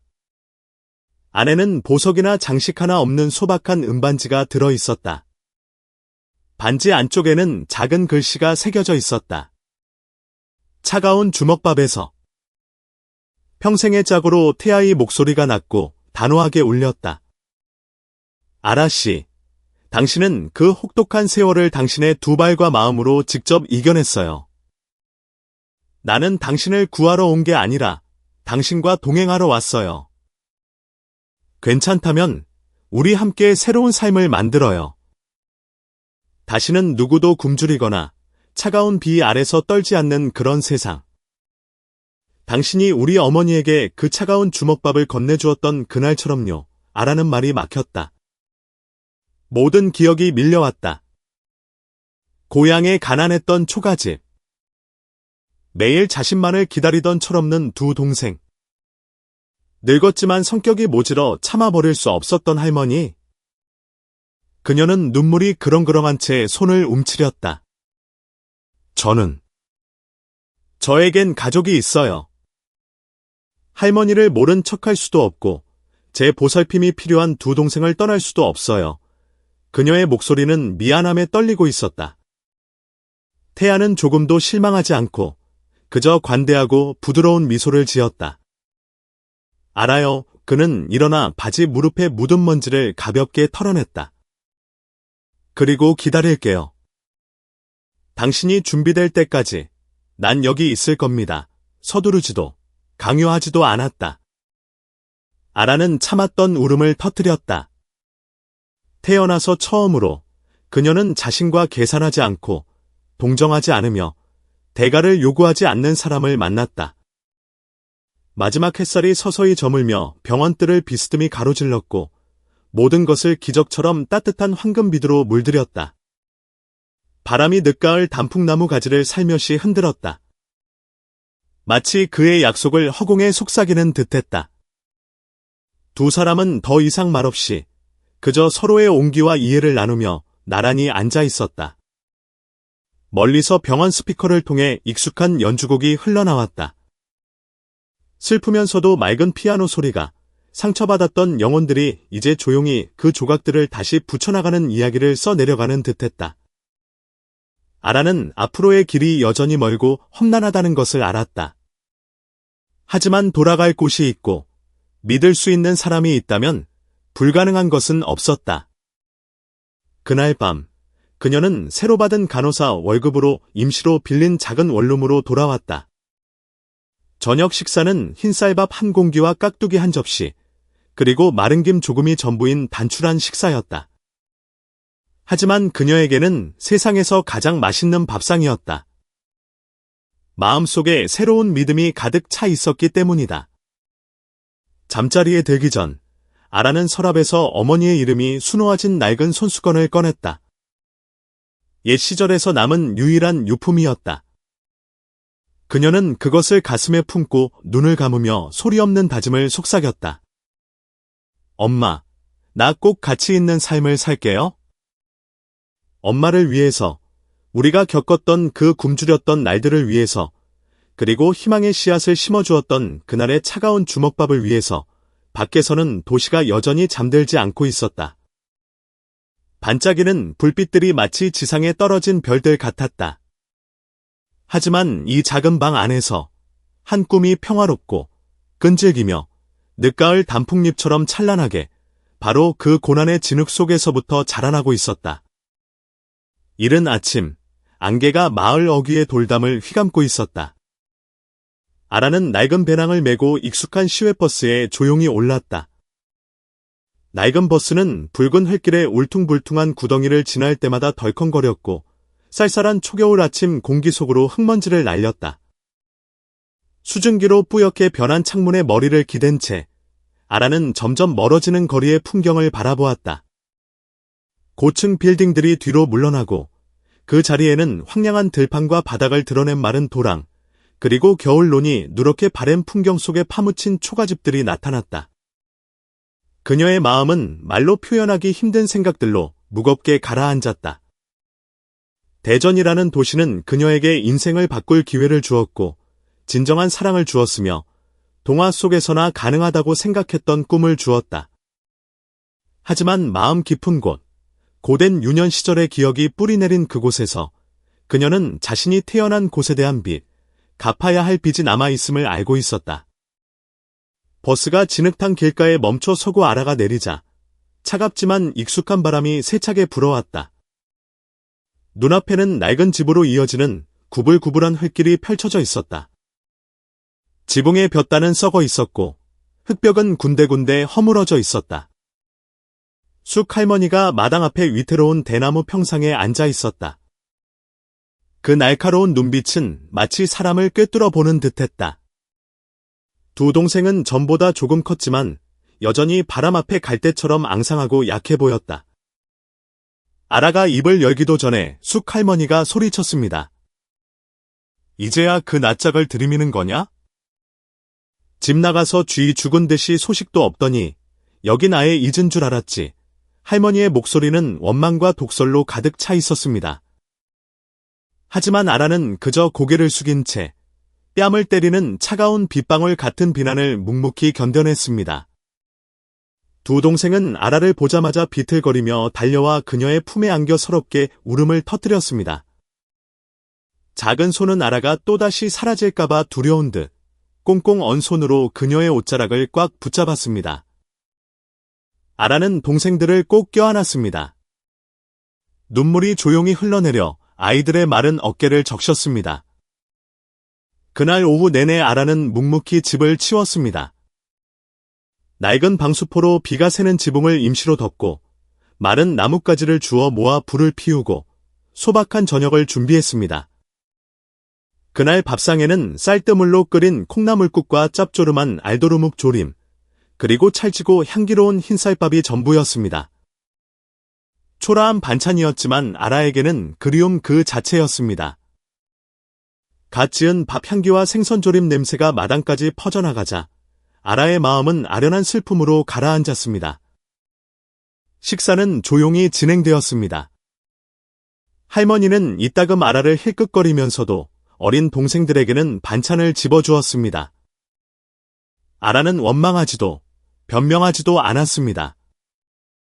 그녀는 가난과 배고픔, 그리고 고단한 삶이 사람의 마음을 얼마나 척박하게 만들고 사랑마저 비뚤어지게 만드는지 알고 있었습니다.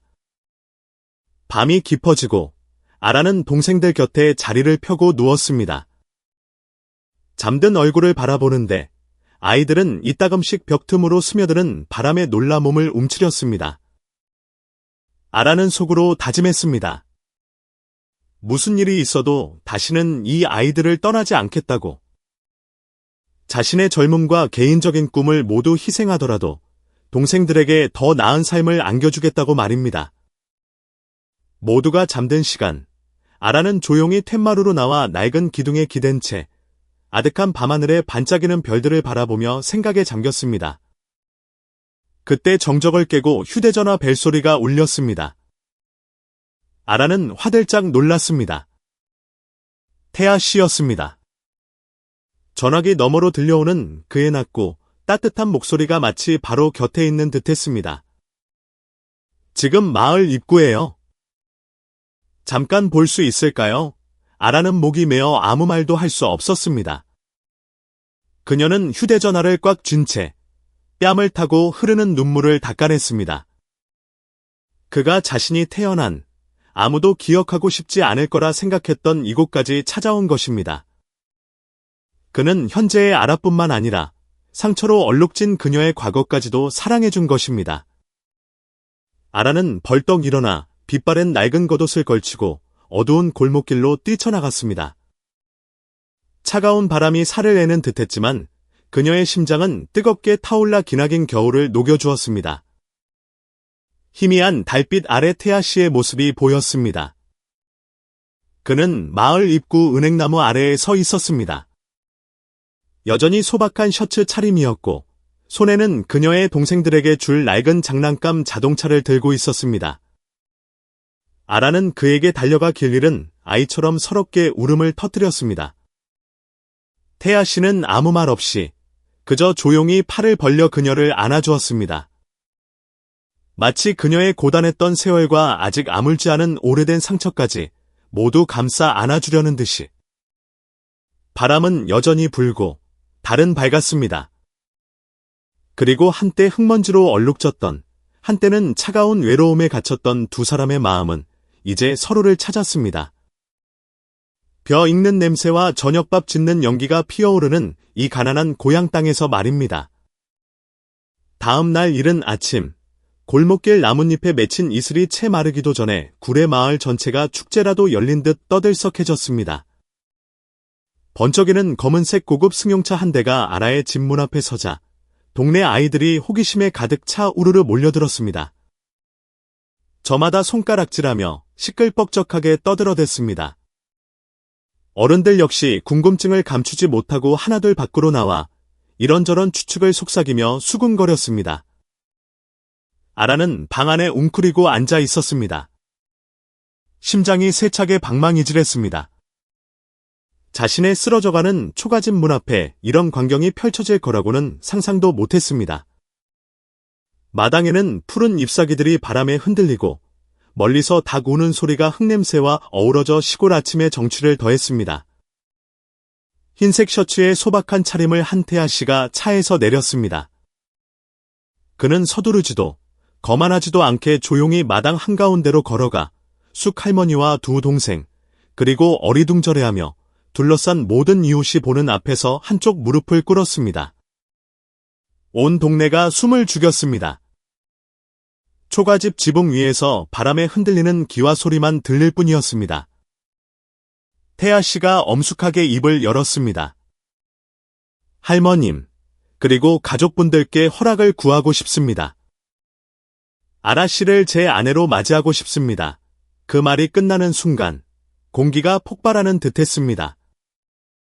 믿을 수 없다는 듯 웅성거리는 소리, 고개를 젓는 사람들, 그리고 이내 감탄으로 가득 찬 시선이 여전히 멍하니 서 있는 작은 소녀에게로 쏠렸습니다. 아라는 자신의 귀를 의심하며 입을 가렸고 눈시울이 뜨거워졌습니다. 고된 삶의 흔적이 깊게 팬 숙 할머니는 지팡이를 짚고 부들부들 떨며 일어섰습니다. 당혹스러움과 혼란스러움이 뒤섞인 눈빛이었습니다. 할머니는 태아 씨를 바라보다가 아라를 바라보다가 다시 구경꾼들을 둘러보았습니다. 한참 후에야 할머니는 갈라진 목소리로 겨우 입을 열었습니다. 자네, 우리 애를 진심으로 생각하는 건가? 태아 씨는 망설임 없이 단호하게 대답했습니다. 네, 진심입니다. 여기 계신 모든 분 앞에서 약속드립니다. 평생 아라 씨를 아끼고 돌보겠습니다. 그뿐만 아니라 이 마을에 작은 병원을 짓고 싶습니다. 마을 분들이 제대로 된 치료를 받으실 수 있게요. 그리고 그 병원은 아라 씨의 재능과 따뜻한 마음으로 직접 운영하게 될 겁니다. 사람들 사이로 또 한 번 놀라움의 물결이 퍼져나갔습니다. 서로에게 묻고 반신반의하면서도 감탄의 눈빛을 감추지 못했습니다. 어느새 숙 할머니의 눈가는 붉어져 있었고 늘 찌푸려져 있던 얼굴은 더 이상 보이지 않았습니다. 할머니는 떨리는 손으로 아라의 손을 잡으며 말했습니다. 아라야, 저렇게까지 너를 진심으로 아껴주는 사람이라면? 나는 찬성이다. 우레와 같은 박수 소리가 터져나왔고 아이들은 펄쩍펄쩍 뛰며 환호했습니다. 마당을 가득 메운 이웃들은 태아 씨의 어깨를 두드리고 악수를 청하며 축하를 건넸고 아라를 껴안고 울고 웃었습니다. 아라는 벅차오르는 감정으로 주위를 둘러보았습니다. 배고팠던 시절, 고구마 한 개, 죽 한 그릇을 나눠주던 정겨운 이웃들의 얼굴이 보였습니다. 오랫동안 어둠 속에 있던 두 동생의 검은 눈동자에 처음으로 반짝이는 빛이 어렸습니다. 그리고 할머니의 굽은 어깨는 여전히 떨리고 있었지만 그 눈빛은 한결 부드러워져 있었습니다. 그날 오후, 아라의 집마당은 작은 장터처럼 변했습니다. 동네 아주머니와 할머니들이 모여 앉아 결혼식 준비에 대해 이래라 저래라 의견을 냈습니다. 어떤 사람은 천막 칠 자리를 봐주고 어떤 사람은 어떤 무당을 불러야 할지, 예물은 무엇을 해야 할지 의논했습니다. 마을에는 전례 없던 활기가 넘쳤습니다. 아라는 툇마루에 앉아 전구를 달기 위해 애쓰는 태아 씨를 바라보았습니다. 낯설면서도 달콤한 감정이 밀려왔습니다. 높은 집, 넓은 대문이 필요하지 않았습니다. 값비싼 예물도 필요 없었습니다. 그저 이 진심 하나만으로도 그녀가 꿈꿨던 그 어떤 것보다 더 충만했습니다. 저녁이 되어 마당에 불이 환하게 켜지고 소박한 시골 밥상이 차려졌습니다. 찰진 흰쌀밥이 가운데 놓이고 짭조름한 고등어 조림, 푸릇한 산나물국, 아삭한 깍두기가 곁들여졌습니다. 평범한 음식이었지만 그 속에는 가난했던 시절의 수많은 사랑과 추억이 담겨 있었습니다. 모두가 밥상에 둘러앉았습니다. 마을의 밤하늘 사이로 맑은 웃음소리가 퍼져나가고 갓 베어낸 볏짚 향기를 머금은 바람에 실려 멀리 퍼져나갔습니다. 골목 어귀 돌담 위로 반딧불이들이 깜빡이며 이 소박하지만 완전한 행복을 축하해주는 듯했습니다. 아라는 조용히 별이 가득한 하늘을 올려다보며 속삭였습니다. 인생에 감사합니다. 가장 소박한 것들의 소중함을 알게 해준 이 고난의 날들에 감사합니다. 그리고 이 작은 꿈을 현실로 만들어준 이 사람을 만나게 해주셔서 감사합니다. 그 따뜻한 불빛 아래에서 사랑하는 사람들과 함께 가난했던 소녀는 새로운 시작을 맞이했습니다. 그토록 많은 눈물과 고통을 목격했던 바로 그 땅 위에서 말입니다. 구례 마을의 날이 밝았습니다. 마을은 평소와 다른 기운으로 깨어났습니다. 동이 특이 무섭게 골목마다 사람들의 활기찬 목소리와 웃음소리, 악기 소리가 울려 퍼졌습니다. 골목마다 색색의 종이 깃발이 바람에 나부끼고 마을 사당에서 피어나는 향긋한 향냄새가 퍼져나갔습니다. 이것은 단순한 결혼식이 아니라 조용하고 가난했던 시골 마을을 환하게 밝히는 축제였습니다. 마을 사당 마당에는 새하얀 천막이 쳐지고 그 아래로 긴 상들이 줄지어 놓였습니다. 상 위에는 전통 잔치 음식이 가득했습니다. 형형색색의 떡, 잡채, 노릇하게 구워진 전, 뜨끈한 갈비탕, 시원한 미역국과 윤기가 흐르는 불고기까지. 마당 한쪽에서는 솥에서 김이 펄펄 끓어올랐습니다.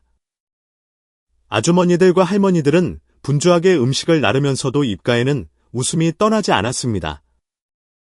아라는 사당 문 뒤에 서 있었습니다. 꽃이 수놓인 붉은색 한복을 입고 검은 머리를 부드럽게 내린 그녀의 얼굴은 그날 아침 햇살처럼 빛났습니다. 그녀는 마당을 내다보았습니다. 긴장감 때문이 아니라 감히 꿈조차 꾸지 못했던 깊은 행복감에 심장이 세차게 뛰었습니다. 마당 저편에는 단정한 크림색 정장을 입은 태아 씨가 서 있었습니다. 세련된 모습이었지만 그의 시선은 오직 아라에게만 다정하게 향해 있었습니다. 그는 그녀에게 평온한 눈빛을 보내며 마치 이렇게 말하는 듯했습니다. 당신은 그냥 나오기만 해요. 나머지는 모두 내가 할 테니. 결혼식이 시작되었습니다. 태아 씨와 신랑 측 일행이 나무 기러기, 한 쌍과 비단 예물을 들고 사당 마당으로 들어섰습니다. 마을 이장님이 조상님을 모신 제단 앞에서 낮은 목소리로 축문을 읽으며 이중대한 나를 지켜봐 달라고 고했습니다. 아라는 가볍게 떨리는 손으로 향을 피우며 고개를 숙였습니다. 따뜻한 향냄새와 소박한 민속 음악 소리가 어우러져 눈시울이 붉어졌습니다. 그녀는 일찍 세상을 떠나 자신에게 이 험난한 여정을 남겨준 부모님을 떠올렸습니다. 하지만 오늘 부모님도 먼 곳에서 자신을 보며 미소 짓고 있으리라 믿었습니다. 풍악 소리가 신명나게 울려 퍼졌습니다. 신부 행렬이 시작되었습니다. 이끼색 낡은 한복을 입은 숙 할머니가 눈물을 글썽이며 두 손자의 손을 잡고 곁에 섰습니다. 주름진 늙은 얼굴에 사람들은 처음으로 만족스러운 미소를 보았습니다. 비록 그 미소가 아직은 어색할지라도 사방에서 축복의 말이 쏟아졌습니다. 두 사람, 100년의 로에 가정의 평안이 가득하길. 아들, 딸 많이 낳고 잘 살아. 사람들의 왁자지껄한 소리, 아이들의 제잘거리는 소리. 하늘이 맺어준 인연이라며 혀를 차는 노인들의 칭찬 소리. 모든 소리가 어우러져 따뜻하고 소박하며 진심 어린 음악을 만들어냈습니다. 햇살 가득한 사당 마당에서 아라는 태아 씨의 손을 꼭 잡았습니다. 그녀는 그를 올려다보며 잘 익은 논처럼 환한 미소를 지었습니다. 그 눈빛에는 감사와 사랑이 넘쳐 흘렀습니다. 그 순간, 그동안에 고단했던 세월과 남몰래 흘렸던 수많은 눈물은 거대한 인생이라는 그림의 작은 조각에 불과해 보였습니다. 태아 씨가 아라의 손을 굳게 잡으며 속삭였습니다. 용감하게 살아줘서 고마워요. 가장 어두운 순간에도 선한 마음을 포기하지 않아줘서 고마워요. 아라는 눈물을 참으려 입술을 깨물었습니다. 그녀는 앞으로의 길이 장밋빛만은 아닐 거라는 것을 알았습니다. 하지만 그가 곁에 있고 사랑과 믿음, 그리고 삶에 대한 감사가 있다면 어떤 길이든 헤쳐나갈 수 있다고 믿었습니다. 잔치상이 차려지고 온 마을 사람들이 둘러앉아 즐겁게 음식을 나누었습니다. 잔 부딪히는 소리, 축하의 말, 웃음소리가 시골 하늘 한구석을 가득 메웠습니다. 숙 할머니가 몇 년 만에 처음으로 아라에게 불고기 한 점을 집어주며 중얼거렸습니다. 많이 먹어라. 오늘 할미가 참 기분이 좋다. 아라는 웃음을 터뜨렸지만 목이 메어왔습니다. 밤이 깊어 달빛이 마당을 은은하게 비출 무렵 아라와 태아 씨는 조용히 늙은 은행나무 아래에 앉았습니다. 태아 씨가 주머니에서 작은 물건을 꺼내 그녀의 손에 쥐어주었습니다. 그것은 말려서 작은 액자에 담은 찬밥 한 덩이였습니다. 이게 모든 것의 시작이었죠. 그가 조용히 말했습니다. 아라는 떨리는 손으로 액자를 가만히 쓰다듬었습니다. 그녀는 오래전 어느 뜨거운 햇살이 내리쬐던 날, 떨고 있던 한 노파의 손에 급히 쥐어주었던 그 찬밥 한 덩이를 떠올렸습니다. 그 작은 행동이 자신의 인생 전체를 다시 쓰게 될 줄은 꿈에도 몰랐습니다. 그녀는 태아 씨의 손을 꼭 잡고 이 모든 사랑에 보답하는 삶을 살겠다고 자신이 받은 이 작은 친절을 더 많은 사람에게 전하겠다고 다짐했습니다. 밤바람이 그녀의 머리카락을 스치며 벼 익는 냄새와 고향의 흙냄새를 실어 날랐습니다. 밤하늘의 별들이 마치 아주 작아 보였던, 하지만 그 어떤 기적보다 따뜻하고 놀라웠던 찬밥 한 덩이에서 시작된 새로운 삶을 축복하는 듯 반짝였습니다. 아라의 삶은 소박하지만 깊이 있는 진실을 증명합니다. 진심으로 건넨 찬밥 한 덩이가 빛나는 인생 전체를 가져다 줄 수 있다는 것을 말입니다.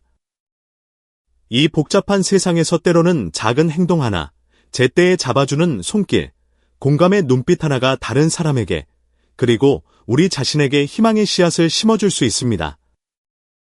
아라는 친절을 베풀었을 때 부유하지 않았습니다. 그녀는 가진 것이 마음뿐이었습니다. 하지만 그 계산 없는 관대함이 그녀에게 새로운 문, 가치 있는 삶의 여정을 열어주었습니다. 여러분은 어떻게 생각하시나요?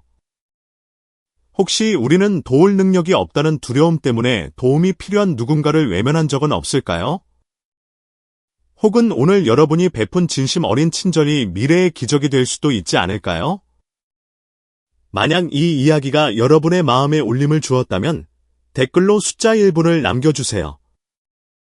지금 어디에서 이 영상을 보고 계신가요? 여러분이 계신 도시의 이름을 남겨주세요. 어쩌면 우리는 좋은 동반자를 찾게 될지도 모릅니다. 그리고 이처럼 사람 사는 정이 넘치는 이야기를 좋아하신다면 구독 버튼을 누르는 것을 잊지 마세요. 매일 우리는 함께 의미 있는 여정을 떠나게 될 것입니다. 다음 영상에서 다시 뵙겠습니다.